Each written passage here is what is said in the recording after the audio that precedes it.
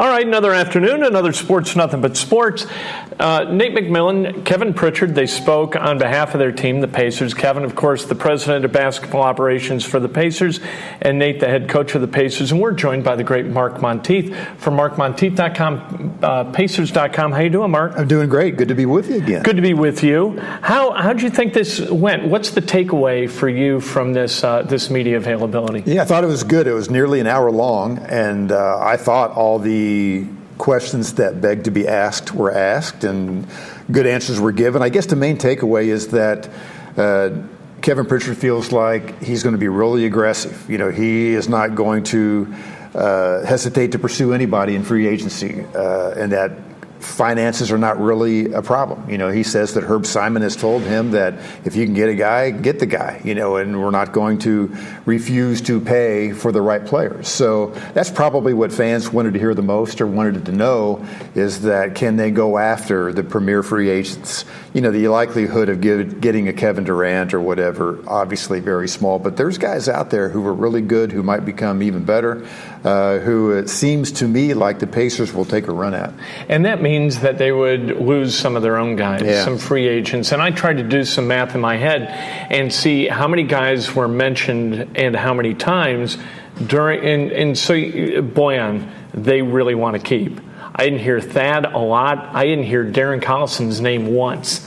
So that to me sort of tells us, and then you've got other guys like Tyreek Evans, obviously, and going to be retained, Kyle O'Quinn, Wesley Matthews.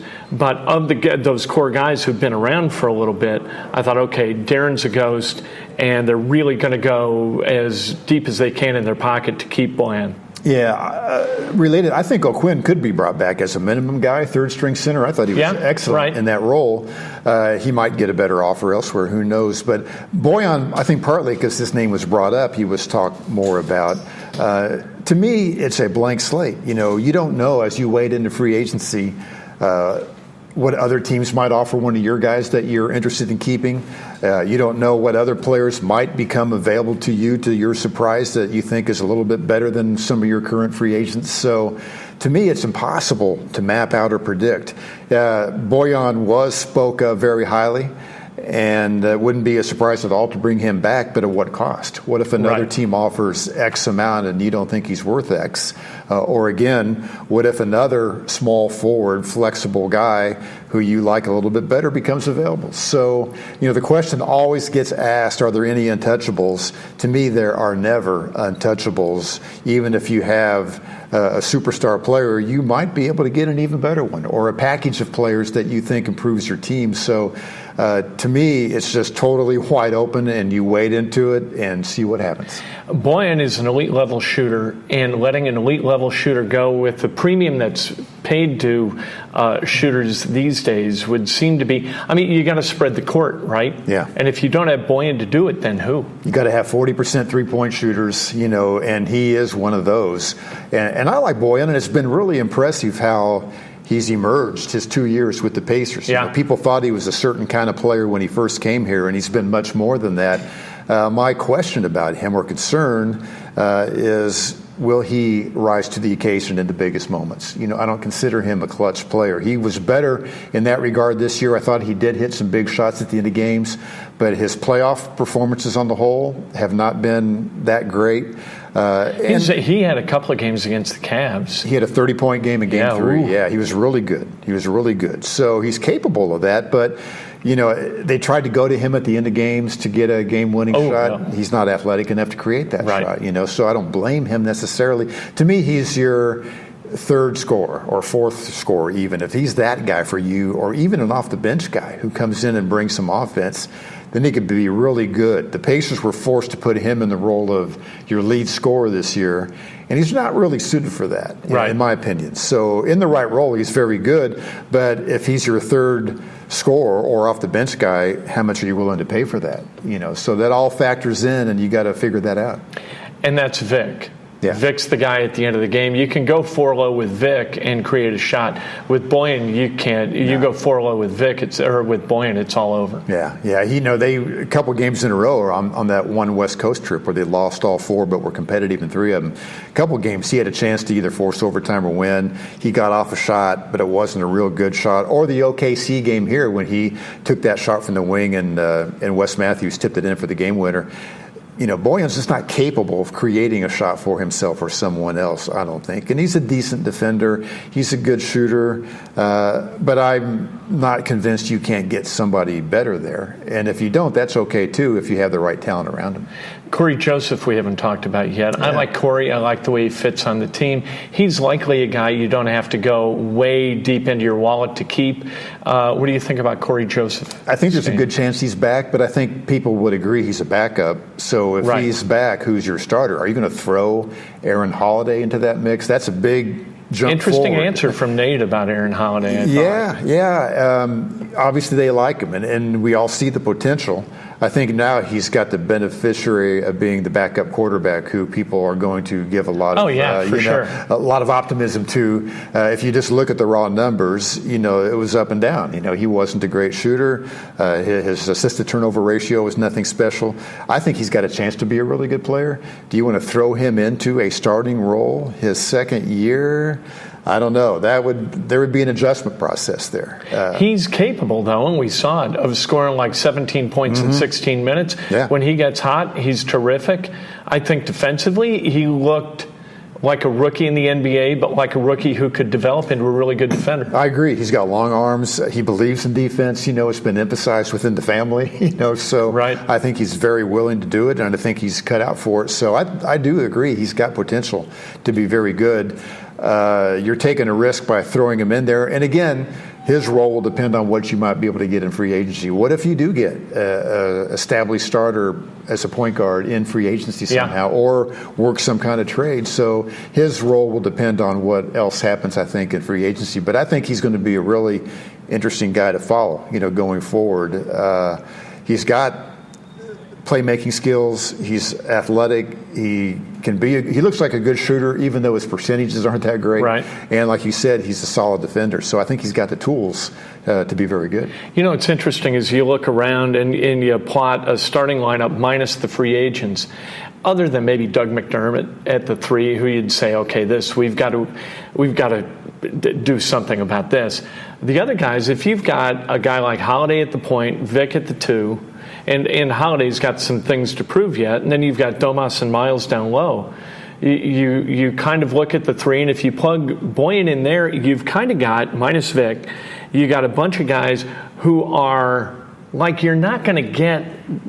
There's nobody in there who's on a scale of 1 to 10 of 5. Yeah. Where you can go out. You've got a bunch of 7s and 8s, but 7s and 8s don't win national, NBA championships. Yeah, no, you got to have. Look at the teams still competing. You've got at least 3 all-star caliber players on all of those teams.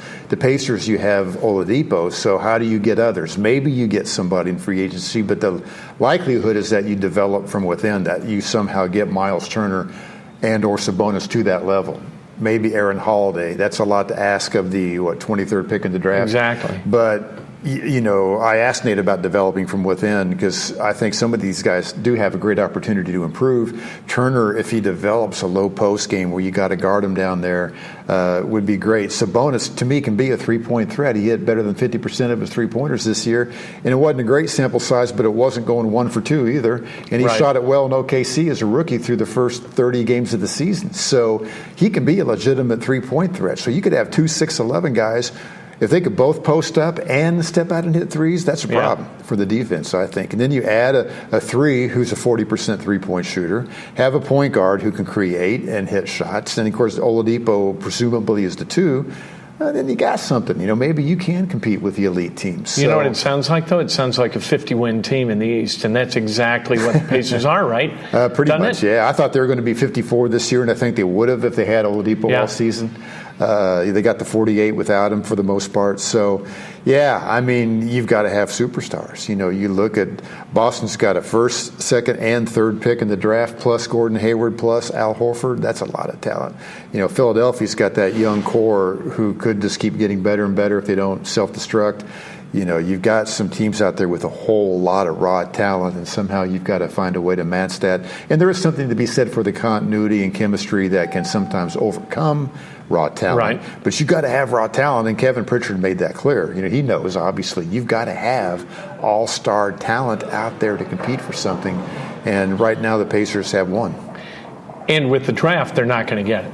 Because they're drafting 18, and they're likely to draft somewhere 18 to 25 for the foreseeable future, because they do have those three guys that you can build around. Yeah, you might get lucky, but it's unlikely.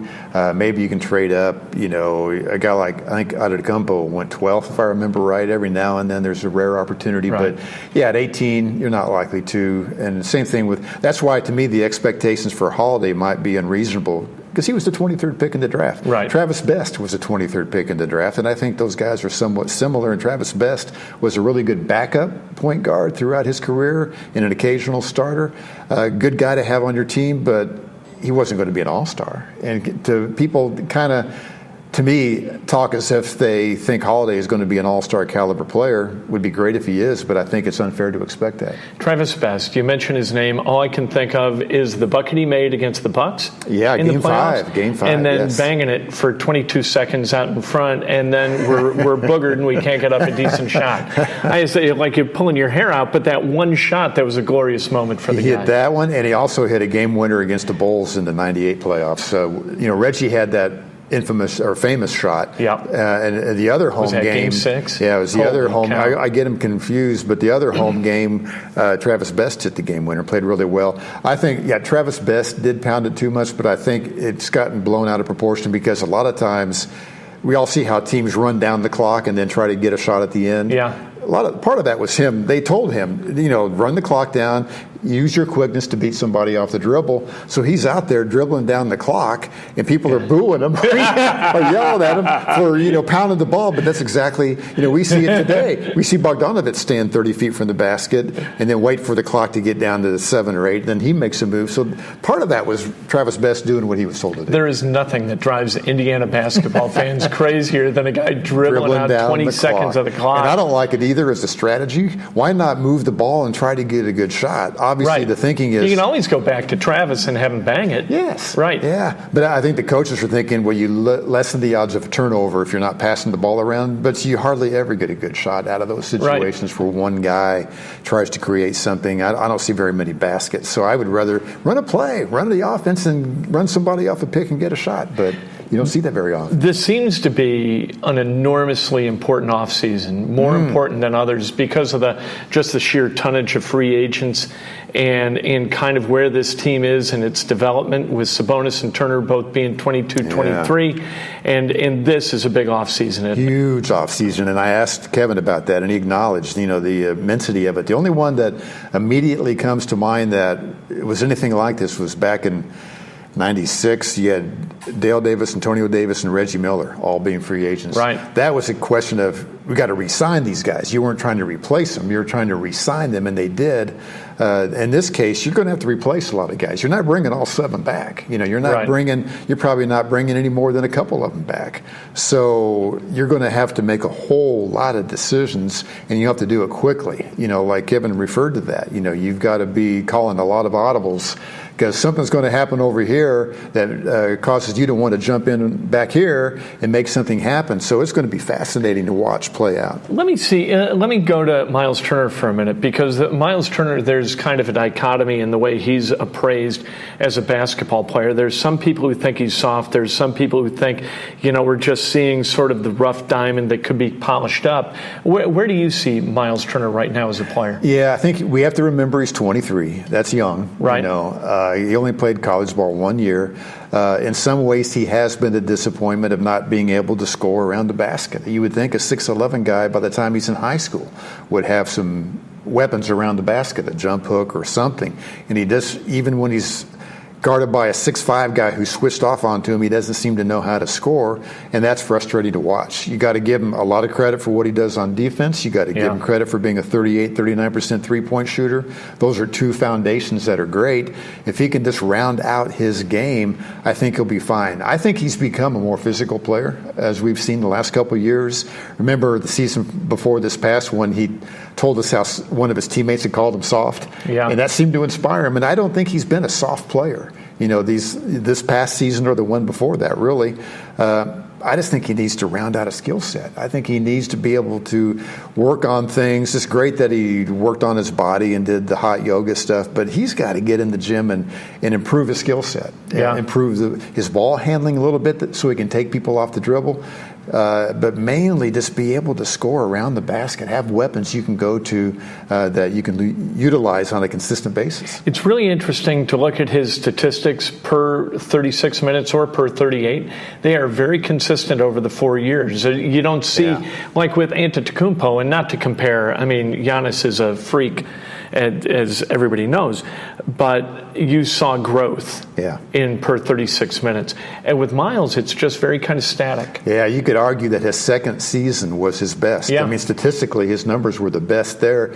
And I could remember his second season, in the season opener, he had 30 points and 16 rebounds. And people are like, oh, man, he's arrived, another all-star. That's the thing, isn't it? Is he's built these expectations through kind of glimpses into excellence, and that more quickly than anything else can cause booing from hometown fans. Right, when expectations reach a certain level. Right. Remember his rookie year, he was injured early. Then he was coming off the bench and he was showing all this potential. And I could remember the game when Frank Vogel met with us in the hallway beforehand. He told us Miles is going to start tonight. There had been all this anticipation. When's Miles going to start? When's Turner going to start? He finally started him. Miles went out that night and had 20 points, I think. And it was like an explosion, like, oh, Miles Turner is here. And now he's played 4 seasons, and we're still talking about him. Still wondering what he's going to become. So that part of it's frustrating. I do think he's gotten better since then in ways that are less noticeable. He's gotten more physical. He's gotten more agile, that kind of thing. He's surely matured, emotionally as well. But he still seems to have a long way to go, or he seems to have a ceiling that he's quite a bit from reaching. Part of that is the talent around him. I thought, Victor not playing much this year affected him a lot because Victor could get him easy shots around the basket with penetration, and the Pacers didn't have a guy. Miles was basically stuck on the perimeter, and if the ball movement wasn't good, he wasn't getting shots. He averaged, 8 shots against the Celtics in the playoffs this year. I don't think that's all his fault. Right. Now, if you could post him up, it'd be a lot easier to get him shots and just toss him the ball and go to work. So he needs to do that. But without that ability, he's going to be totally dependent on the function of the half-court offense to be involved, and it didn't always function well. The playoffs without the Pacers, all the semifinals being played, who do you like? What do you watch? I mean, Celtics splitting the 2 games up in Milwaukee was a pretty big deal. I like the Celtics. I like the Celtics to come out of the East. Really? Yeah, I really do. And that's not just because they beat the Pacers. It's because I look at the roster. You got the number 1 pick in the draft. You got the number 2 pick in the draft in Tatum. You got the number 3 pick in the draft in Jaylen Brown. You've got Gordon Hayward, a max player, all-star. You've got Al Horford, a 5-time all-star. No other team, to me, has that depth of talent. They're obviously well coached. They've got playoff experience. I mean, you're talking about a team that went to Game 7 of the conference finals last year without Hayward and Kyrie Irving. And now you bring them into it. Bringing them into it, I think, caused them to struggle during the regular season because so many guys like Rozier and Tatum had to adjust to lesser roles. And that was hard. But they all seem to be on board now. And Hayward got healthy. Obviously, it took a good part of the season for Gordon Hayward to be 100%. Well, he is now. So I think you look at the Celtics' talent right now, it's the best in the East. It wasn't earlier in the season, but it is now. I love Giannis. He's such a good two-way player. I think the best in the league. But you can't count on Middleton to shoot it the way he shot it through the playoffs. That isn't sustainable. Yeah, they've got good players around them, but I just think Boston has better. Bledsoe's so fast. Bledsoe's very good, but is he better than Kyrie Irving? Right. I don't think so. He's faster. Yeah, probably. Or even better. Right.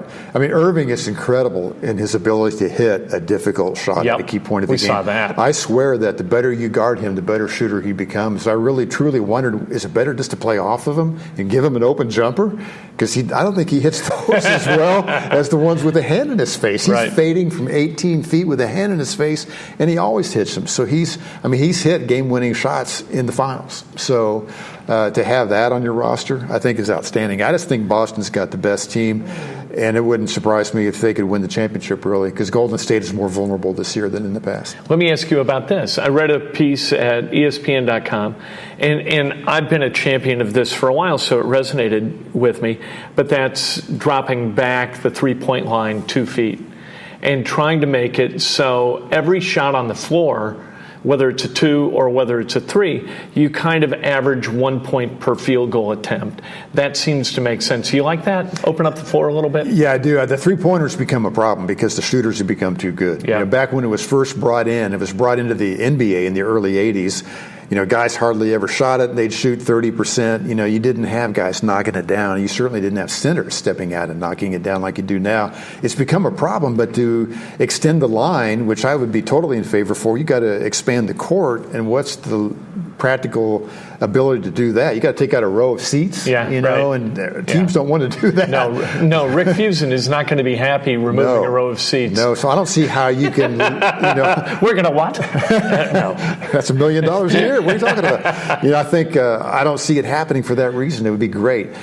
Somebody had the idea of what if you gave 2.5 points for every three-pointer? Yeah, they have to get new scoreboards, I guess. But what if you lessened the value of it? What if you gave 2.5 points instead of 3? Teams would be less reluctant, less eager to take it. And somebody else on Twitter the other day said, in response to one of my tweets about it, that what if you gave 3 points for every made three-pointer but took off a point for every missed three-pointer? Which is kind of interesting to think about it, because if you did that and you went 10 of 20 from the three-point line, it would even out to 2-pointers. You'd get 30 points for the three-pointers, but you'd take off 10 for the missed, so you'd have 20 points. Good Lord. I mean, we're getting way too complicated, but it's a problem to have guys.